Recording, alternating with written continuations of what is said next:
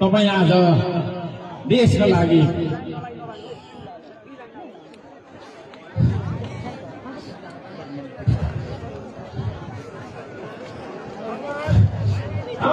हामी लडिरहेका छौँ। आज हिजो पनि एकजना युवा शहीद भएर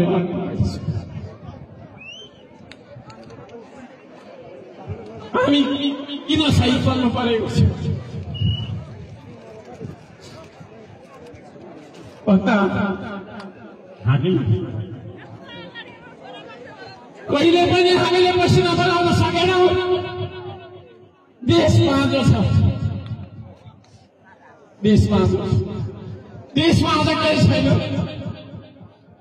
योभन्दा ठुल्ठुलो भिड, योभन्दा ठुल्ठुलो युवाको भिड दैनिक आज विदेश गइरहेको छ।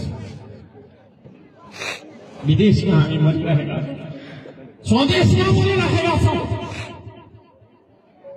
हामी यो कुरा बुझ्छौँ कि बुझ्दैनौँ? अब यो देशमा कोही कसैको रगत नबगोस्।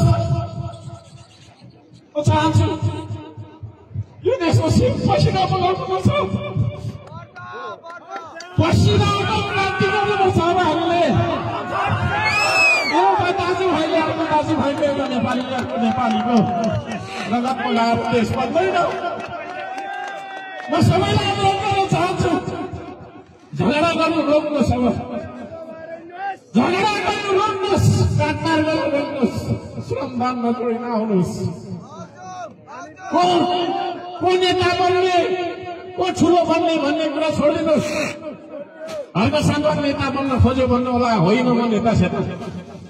तपाईँभन्दा फाटेको लुगा लगाएर आएको म, तपाईँभन्दा 10 कुरो धेरै काम गरिरहेको छु।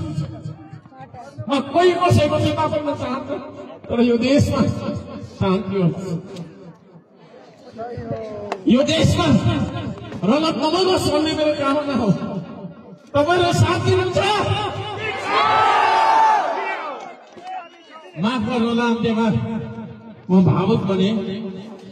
देशलाई माया गर्ने मान्छे हुँ म। सोचिरहन्छु देशकै लागि, बोलिरहन्छु देशकै लागि। एक पाइला कदम, 10 पाइला कदम, 100 पाइला कदम जस्तो छ यो देशको लागि। तपाईँहरू अब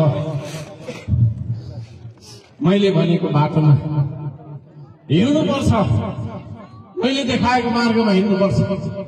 को नेता बन्ने, को ठुलो बन्ने भन्ने कुरा छैन। मैले भने मलाई कसैले नमस्ते पनि नगर्नु, म ठुलो मान्छे होइन, म ठुलो मान्छे होइन, मैले नमस्ते गर्नु। तर यो देश बदलेको हेर्न चाहने मान्छे हो म। मेरो मार्गमा मैले देखाएको बाटोमा तपाईँहरूलाई हिँड्नको लागि म विनम्रताका साथ अनुरोध गर्न चाहन्छु।